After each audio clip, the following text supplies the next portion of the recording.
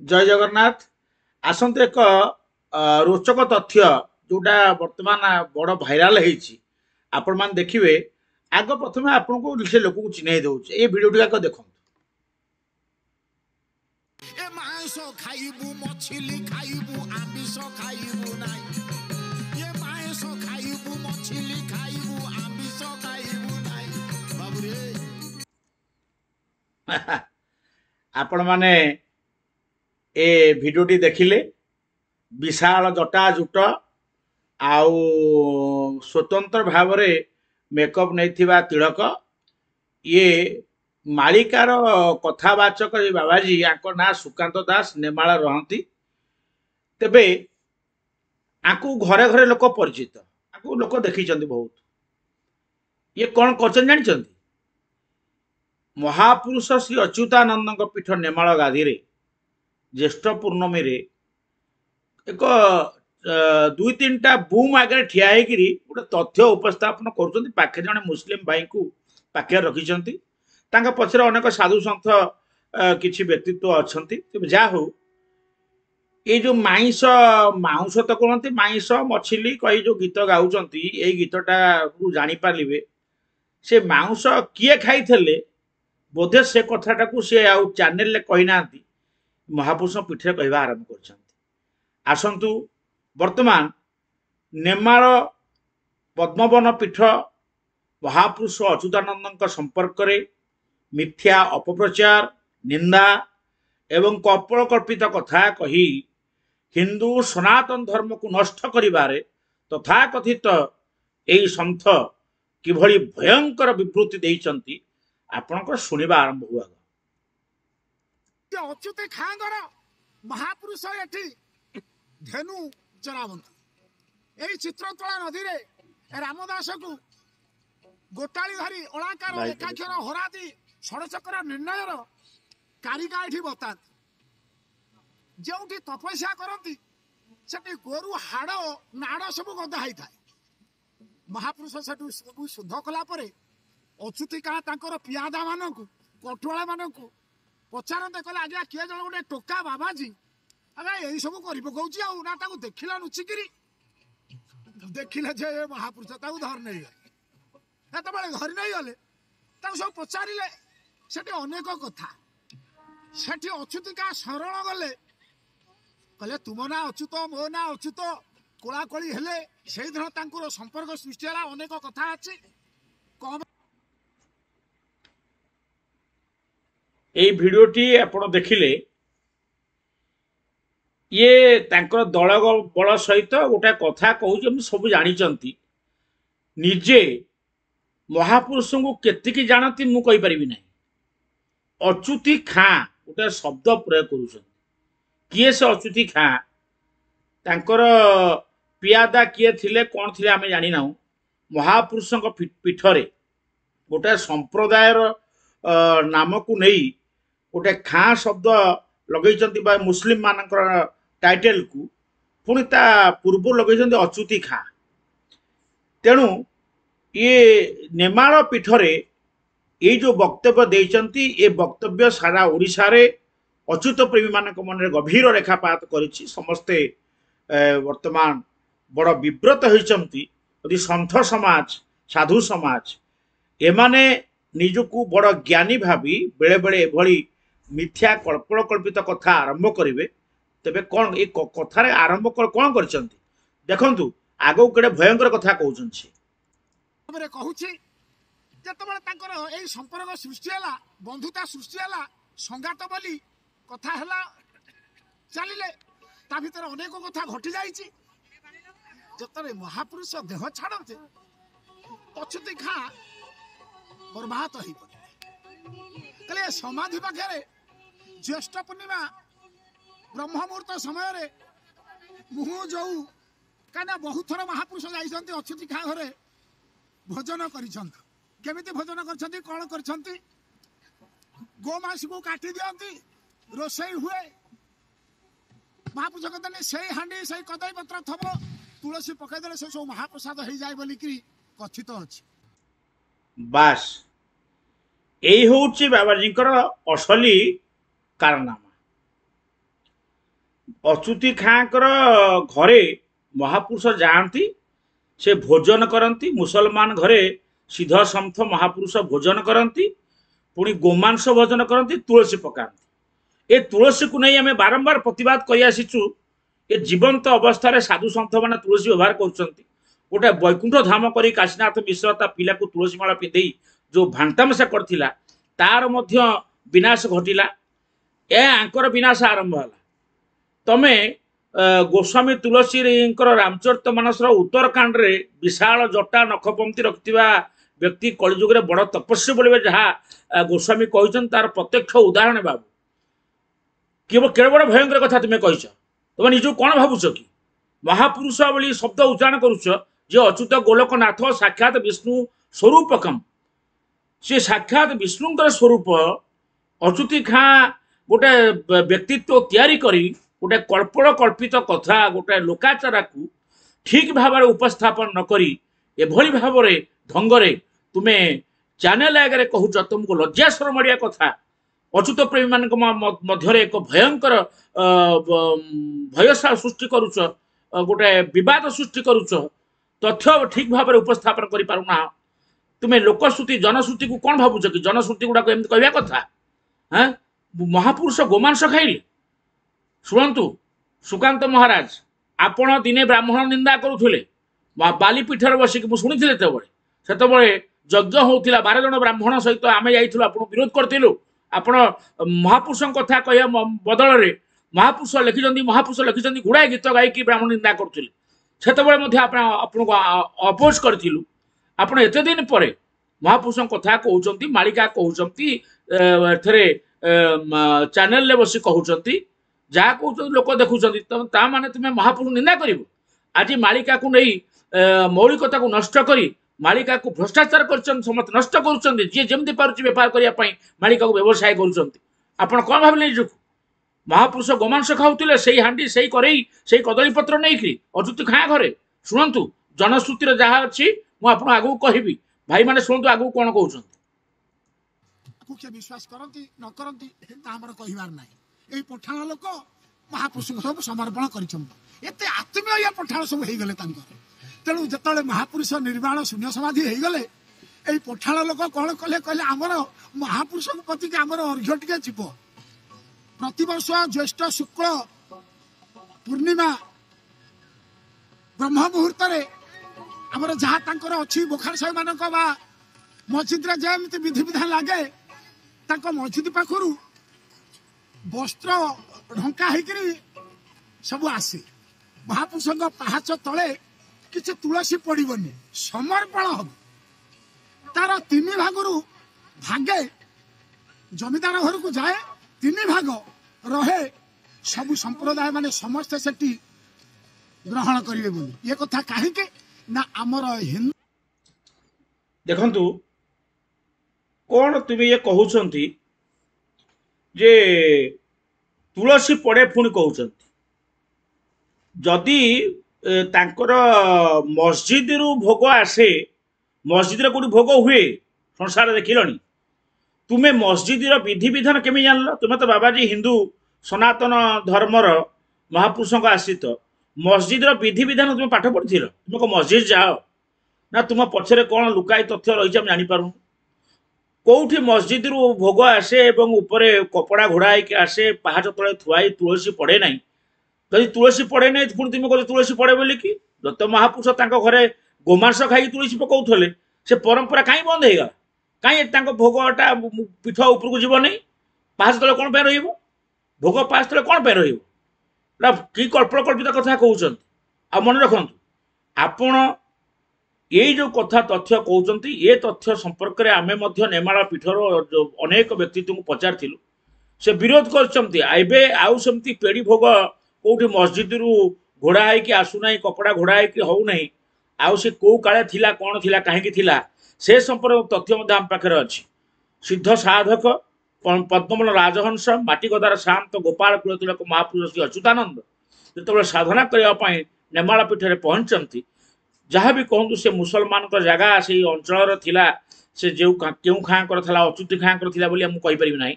ଯେ ସେଠି ଦେଖନ୍ତି, ସେଠି ଗୋମାଂସ ଭକ୍ଷଣକାରୀ ତଦାନୀନ୍ତନ ଯେତେବେଳେ ଗୋହତ୍ୟା କରାହେଉଥିଲା ସେତେବେଳେ ମାଂସ ହାଡ଼ ସବୁ ବିକ୍ଷିପ୍ତ ଅବସ୍ଥାରେ ପଡ଼ିଥିଲା। ମହାପୁରୁଷ ନିଜର ସିଦ୍ଧି ସାଧନା ବଳରେ ତାକୁ ସବୁ ଏକାଠି କରିଦେଉଥିଲେ, ସାଧନା କରୁଥିଲେ। ଯେତେବେଳେ ସେମାନେ ଦେଖିଲେ କିଏ ହାଡ଼ ଗୋଡ଼ ସବୁ ଏକାଠି କରିଦେଉଛି ଏବଂ ତାକୁ ପୁଣି ବିକ୍ଷିପ୍ତ ଫୋପାଡ଼ି ଦେଉଥିଲେ, ପୁଣି ମହାପୁରୁଷ ଏକାଠି କରିଦେଉଥିଲେ, ସାଧନା କରୁଥିଲେ। ସେତେବେଳେ ତାଙ୍କର ଏ ଅଲୌକିକତାକୁ ଜାଣିପାରି ସେ ବିଧର୍ମୀମାନେ ବା ସେ ସମ୍ପ୍ରଦାୟର ବ୍ୟକ୍ତିମାନେ ଆସି ତାଙ୍କୁ କହିଲେ, ତମ ଯଦି ଏତେ ସାଧନା ଅଛି, ଆମ ମୁସଲିମ ବନ୍ଧୁ ଜଣେ ସେ ନିସନ୍ତାନ ଅଛନ୍ତି ଏବଂ ସେ ନିସନ୍ତାନୀଙ୍କର ମୁସଲମାନ ଦମ୍ପତିଙ୍କର ସନ୍ତାନ ହେବ ତ କରିଦେଇପାରିବ। ମହାପୁରୁଷ ସେ ମୁସଲମାନ ବନ୍ଧୁକୁ ଆଶୀର୍ବାଦ କରିଥିଲେ ଏବଂ କହିଥିଲେ ତୁମର ଗୋଟେ ସନ୍ତାନ ହେବ, କିନ୍ତୁ ଗୋଟିଏ ସର୍ତ୍ତ, ସେ ସନ୍ତାନ ହେଲା ପରେ ତୁମ ଘରେ ଗୋମାଂସ ପ୍ରବେଶ କରିବ ନାହିଁ। ଶୁଦ୍ଧ ସାତ୍ତ୍ୱିକ ଭାବରେ ହିନ୍ଦୁ ସନାତନ ଧର୍ମୀୟ ପରମ୍ପରାରେ ତୁମ ପରିବାର ଯଦି ପ୍ରତିପାଳିତ ହେବ ତାହେଲେ ନିଶ୍ଚିତ ଉତ୍ତମ ସନ୍ତାନ ପାଇବ। ମହାପୁରୁଷଙ୍କର ସିଦ୍ଧି ଏବଂ ସାଧନାର ଏବଂ ଆଶୀର୍ବାଦରେ ସେହି ପରିବାରରୁ ସନ୍ତାନଟି ହେଇଥିଲା। ସେତେବେଳେ ସେ ସନ୍ତାନଟିର ନାମ ମହାପୁରୁଷଙ୍କ କୃପାରୁ ହୋଇଥିବାରୁ ତାଙ୍କୁ ଅଚ୍ୟୁତି ଖାଁ ବୋଲି ଦିଆଗଲା। ଗୋଟେ ମୁସଲମାନଙ୍କ ଟାଇଟେଲ ରହିଲା, ହିନ୍ଦୁର ନାମକରଣ ରହିଲା। ଇଏ ବ୍ୟବସ୍ଥା, ଏକଥା ଆମେ ମଧ୍ୟ ଶୁଣିଛୁ। ସନ୍ଥମାନେ ସେଇ ନେମାଳ ଗାଦିର ଅନେକ ଆଲୋଚକ ମାନେ ମଧ୍ୟ ଆଲୋଚନା କରୁଛନ୍ତି, କହୁଛନ୍ତି, ଆମେ ଶୁଣିଛୁ। ତେବେ ସେଇ ପରମ୍ପରାକୁ ମନେ ରଖିବା ପାଇଁ ଅନ୍ତତଃ ପକ୍ଷେ ଅତୀତରେ ତାଙ୍କ ଘରୁ ସେ ମହାପୁରୁଷଙ୍କ ଆଶ୍ରିତ ହୋଇଛନ୍ତି, ତାଙ୍କ ଘରୁ ପେଡ଼ି ଭୋଗ ଆସିଥାଇପାରେ ଏବଂ ସେ ସମର୍ପଣ ହେଇକି ଯାଏ। ଏ କଥାଟି ଏଭଳି ଉପସ୍ଥାପନ କରିଥାନ୍ତ, ତୁମ ମନ ଗଢ଼ା ତୁମେ ମନକୁ ମନ କହିଦେଉଛ। ଏବଂ ଜାଣିଛନ୍ତି ଆପଣ, ତୁଳସୀ ପତ୍ର, ତୁଳସୀ ଶବ୍ଦକୁ ୟୁଜ୍ କରିକି ଆପଣ ଯେଉଁ ଜାଗାରେ ତୁଳସୀକୁ ଲଗାଉଛନ୍ତି କେଡ଼େ ଗୋଟେ ଅପରାଧ କରୁଛନ୍ତି। ଆପଣ ଜଣେ ମାଳିକା କଥାକାର, ମାଳିକାର ମୌଳିକତା ନଷ୍ଟ ହୋଇଗଲା। ଏ ସମ୍ପର୍କରେ ଆମେ ବିଭିନ୍ନ ବ୍ୟକ୍ତି ବିଶେଷଙ୍କୁ ପଚାରି ବୁଝିଥିଲୁ। ତନ୍ମଧ୍ୟରୁ ଆମର ପଣ୍ଡିତ ଦିବାକର ମିଶ୍ର କଟକରୁ ଅଛନ୍ତି। ମୁଁ ତାଙ୍କୁ ପଚାରିଥିଲି, ସେ ତାଙ୍କର ମନ୍ତବ୍ୟ ପ୍ରଦାନ କରିଛନ୍ତି। ଆସନ୍ତୁ ଶୁଣିବା ପଣ୍ଡିତ ଦିବାକର ମିଶ୍ର ମହୋଦୟ କ'ଣ କହୁଛନ୍ତି। ओम नमो नारायणाय ओम नमः चंडिकाय। प्रमोद बाबू, आज गोटे नुआ कथा मु देखा पाइली जे गोटे वीडियो भाइराल होछि। जटा जुटधारी साधु जी कहउछंती आमर ओडिशार जी होछंती कर्णधार आध्यात्मिक जगत रे पंचसखांकर जी श्रेष्ठ अच्युतानंद महापुरुष सी कुआड़े गोमांस उपरे तुलसी पकई महाप्रसाद करी खाउथिले। धन्य कहिब से साधु को जो माने साधु वेश धरी दुनिया को एभली वार्ता दौछंती। कारण मु तांकर किछि प्रवचन शुणुथली, सी भी सही कथा कहते, मांस खाइब, मछली खाइब, आइंस खाइब नाही। तांकर ए भाषा भी मुझे शुणुଥିଲି। बाबू रे, तुमको मु गोटे कहता, साधु बनना कठिन है जैसे पेड़ खजूर, चढ़े तो पिए प्रेम रस, गिरे तो चकनाचूर। साधु जे बनिबा, साधु हवा एते सहज साध्य नुहे। आमर जी रहउछंती रामायण जे तुलसीदास जी महाराज रामचरितमानस रे भी लिखिछंती पदे, शुणंतु साधु महाराज, जाके नख अरु जटा विशाला, सोई तापस प्रसिद्ध कलिकाला। ये कलिकाल जुग आज्ञा, आपण जो कली घोर कली कथा कहउचंती, ए केमिति कहिले आज्ञा? आपण जणे मालिकाकार, मालिका उपरे विचार करुचंती। अ को कह कहंती, क को ब कहंती, नानी की नुनी कहंती। आपणक प्रवचन मु शुणिछि। काली ठारू शुणिबा पर ठारू जो भली भाबरे क्षोभ आसुछि, आपणकू केभे भी से पापरु मुक्ति मिलिबो नाही। कहि दउछि, रख शुण। अच्युतानंद महापुरुष जने परम वैष्णव, तमे ताकू अच्युत खां सहित समान करिल, तमु लाज माडिलानी। आज नेमाळ बटरे अग्निकांड हला, ता कारण होछि तम भली एई छद्मवेशी साधु माने एकाठी तमर जो पापर भार को संभाली पारिलेनी अच्युतानंद महापुरुषंकर नेमाल गादी धन्य कहब हो तुमको विशाल जटा धरी तमें कहच अच्युतानंद महापुरुष सी अच्युत खां सहित समान करदेल भाईचारा को भाईचारा हो हिंदू धर्म सनातन धर्म कौन तमें जानिछ मालिका उपरे कौन विचार करुच भविष्यत मालिका को नहीं लोक भयभीत कराउछ 24 अंक 25 अंक कौन चलैछ तमें बंद करे बरी भांड तामसा तमें अच्युतानंद महापुरुष तांको जीवन रे शिष्य की शिष्या करि नांती तुमको मु पचारुची केते शिष्या करिछ तमें निजको भी परिचय दौच मु अच्युतानंद महापुरुष बोली धन्य कहब तुम मानकु पुणी कौन ना आम अच्युत सेनार आवाहक तमें वीडियो रे भूल केवल मागिदेले चलिबो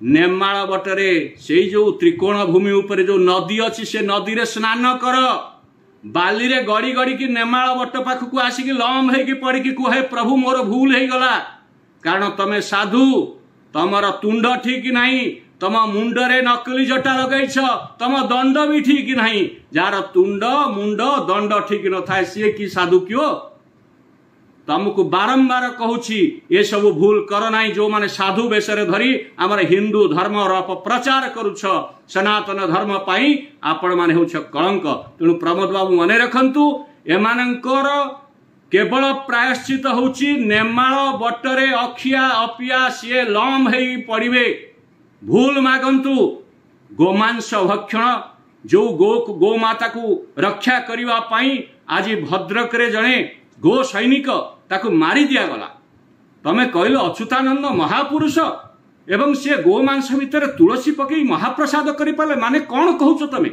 कौन तमें लोक मान प्रेरणा दौच धन्य कहब तुम धिक छी सुनले तो पंडित दिवाकर मिश्र तांकर मंतव्य किभली भाव क्षोभर सहित देइछंती एवं प्रधानित होइछंती ये बाबू ये अल्प दिन तले गोटे संगठन दायित्व नहीं अच्युत सेना से कहीं करते ना महापुरुष अच्युतानंद पंचसखाकर बाणी मालिका तथ्य को अपभ्रंश करने मनगढ़ा कथा कहवा भूल तथ्य उपस्थापन करने व्यक्ति मान दंड देवे सजाड़ी देवे तांको विरुद्ध रे माने आईनगत व्यवस्था करेंगे एपाई गोटे करिसंती अच्युत सेना आमे बहुत खुशी हेलु समर्थन कलु मु आज प्रश्न करुची और सुकांत बाबा तमें आज जो भूल मागुच विभिन्न लोक फोन द्वारा फोन कला बेले तुम कहूच मोर आज्ञा भूल हो गला मोर आज्ञा भूल हो गला पूरा कंठ दबी जाऊँगी तुम्हें से अच्युत सेनार निजे दंड धरिच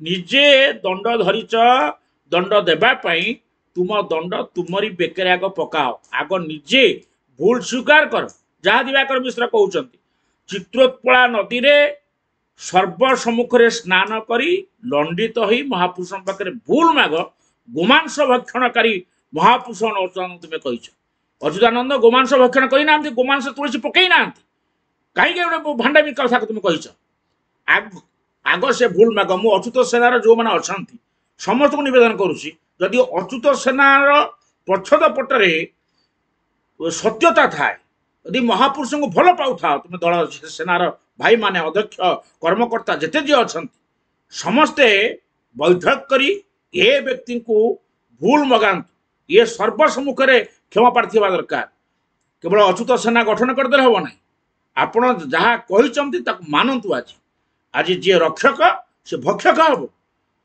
ये कम बड़ कथा कहते महापुरुष अच्युतानंद होती परम वैष्णव भगवान से परम सेवक जहाँकर अष्टगुजरी नवगुजरी गुरुवंदना पादवंदना भितर एते भावना जोड़ी ही रही जो मैं भक्त समय प्रिय महापुरुषंकर संपर्क रे की बाज्य कथा तुम आलोचना कर लज्जा शरम नहीं आगु कौन कौन शुणु आज्ञा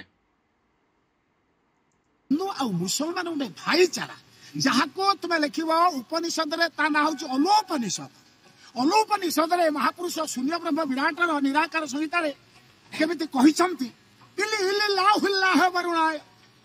यार तत्वटा कौन अच्छी अलोपनिषद देखिए अलोपनिषद रे आल्लाहर तत्व कौन अच्छी महापुरुष निराकार मंत्र ताकू उल्लेख कर जे अल्लाह से हूँ अनादि जे अनादि से अल्लाह शून्यवादर कथा तेणु एवं तो ताहा भूली गला ये पठाण मैंने भूली गला खाली आमे देखिले देखिले केते दुस्साहस करछंती ये निजे मुसलमान भाषा रे गोटे कोण आल्ला मुल्ला गोटे कोण गाई देउछंती पाखरे गोटे मुस्लिम पिला कांधरे हाथ पकईछंती अच्छा तमे जे आल्ला से अनादि से जगन्नाथ से अच्युत तुम कौन भाविच तुम तुम ऊपर खोड़पा होची बाबाजी खोड़पा भितरे तुम्हें हिंदू नुह सनातन जना पड़गला तुम्हें मस्जिद जाइच मस्जिद विधि विधान को पढ़ीच कुरान पढ़िलनी मंत्र घोषिलनी तत्व को अच्छा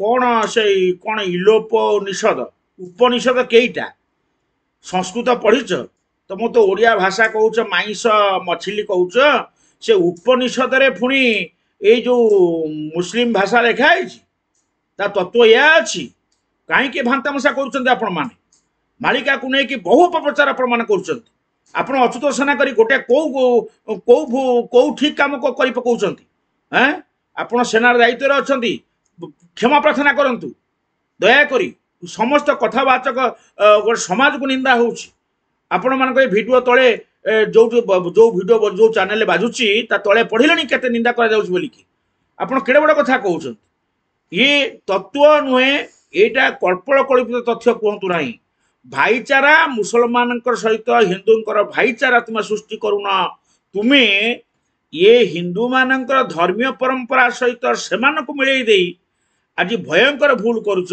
भोग केबेले से आमर खाती नहीं आमे भोग देले से ग्रहण करेंगे नहीं से माने दान दियंती दक्षिणा दियंती आम सहित संपर्क रख सब करती तुम्हें जो कथा कौच एडे कथा कौटू आसला कहीं एत बड़ा गोटे मिछ कथा तुम एडे बड़ चैनल कही तुम्हें तो जहाँ कही बड़ को भूल भूल तुम्हें कही अच्युतानंद महापुरुष घर जाती अच्छा अच्युत सहित अच्युत खाँ कुड़ाकोड़ी हेले कुंडाकुंडी हेले कि कथा तुम्हें कौच देखु आगु पुणी कौन कौन शुण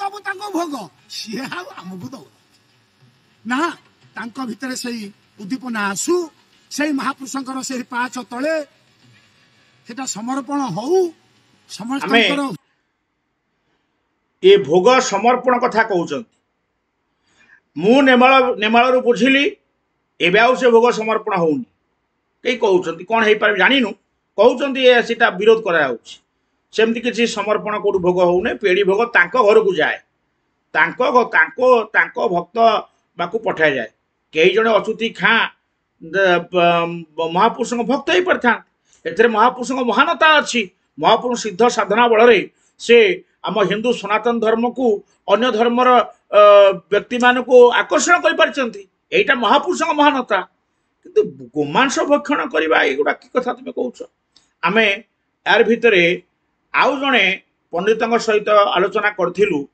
से निराकार दास कटकर शुणा से ए संपर्क में कौन कहते बाबा जे कि मालिका प्रवचन करती चुट्टी गोटे टोपी भलिया पिंधती कुआडे तांकर बहु किलंकारी अच्छी से बाबा कहते अच्युतानंद महापुरुष गोमांस तुलसी पकईदे महाप्रसाद कर कुआडे खाइले यह केते दूर यथार्थ सेटा आपण माने हिंदू सनातनी व्यक्ति माने विचार करिवे यह गोटे निंदनीय क्षोभर विषय एवं गोटे चिंतार विषय जदि आम ओडिशार साधु संत माने जदि कहिबे गोमांस खाइबा कथा जे कि आमर माता आमे गो बिना किछि कार्य करूना गोमातांठी पंचामृत अच्छी जहाँ को अमृत कहुच्छी से अमृत रे आमे किभली भाव से मांस को भक्षण करवा एवं से तुलसी पत्र पकेबा गोमाता को काटिबा से ए कथारे दर्शन देइछंती एवं मुसलमान माने परम भक्त महापुरुषंकर बोली से कहते ठीक अच्छे भक्त हबाटी मना नहीं किंतु गोमांस को तुलसी पकेबाटा केते दूर यथार्थ यह आपण माने विचार करिवे। जय जगन्नाथ। ये जो भंड बाबा प्रति दृढ़ पदक्षेप निया जाऊ, दृढ़ कार्यानुष्ठान निया जाऊ। ये पुणी कौन करिछि ना अच्युति सेना कि अच्युति सेना करिछ हो एमितिका करिवा कथा एमितिका कहिवा कथा छी तम मुह को टिके लाज शरम माडुनी हैं। निराकार दास से मध्य क्षोभ प्रकाश करछन्ति। एमती अनेक वीडियो आसीछि। मोर शेष कथा ओडिशा रे आध्यात्मिकवाद को नहीं आज टीवी चैनल रे कथावाचक मान कथा रखुचंती, विभिन्न मंच रे कथा चली। आमे प्रवक्ता बंधु माने समस्ते सचेतन अच्छु जो कथारे मौलिकता अच्छी एवं जो कथा शास्त्र सम्मत जो कथा जनसमाज रे परिवेषण कले लोक माने भक्ति भाव रे उद्वेग हेबे बा ताकू समर्थन करेंगे से भली कथा न कही कंट्रोवर्सी सृष्टि है बड़ी कथा गुड़िक आपण कहवा उचित नथिला। जदि कहिचंती मोर निवेदन आपण विरुद्ध में आईनगत कार्यानुष्ठान ग्रहण करने पूर्व दयाकोरी आपण से महापुरुष निकट में क्षमा प्रार्थना करंतु। जहाँ चित्रोत्पला नदी पाखे जाई स्नान करंतु, निजे क्षमा प्रार्थी हुंतु, जनसमाज जणै दियंतु एटा मु मोर अहंकार अभिमान हेतु निजको बड़ बोली भाभी मु गोटे बहादुर नवा कही देइथिली आज्ञा एटा मते क्षमा कर दियंतु। महापुरुष निश्चित क्षमा करदेवे। से होचंती माटी गदार शांत गोपाल कुल तिलक पद्म राजहंस से आपन क्षमा करदेवे। नहले जदि आर प्रतिवाद स्वर एभली भाव में आग को उठिब आपण पदा को बाहरी पारे। दयाकोरी आपण क्षमा प्रार्थना करंतु। व्यक्तिगत क्या फोन द्वारा क्षमा न मागी सामूहिक भाव में से चैनल माध्यम हो बा निजर स्वतंत्र वीडियो द्वारा आपण ओडिशार अच्युत प्रेमी मान मन जो गभीर आघात देइछंती समस्त निकट क्षमा प्रार्थी हुंतु। संकल्प करंतु, शपथ करंतु आउ दिने भूल रे महापुरुषंकर तथ्य संपर्क रे किछि न जानी एभली समाज रे विभ्रांति सृष्टि करिवे नाही। जय जगन्नाथ।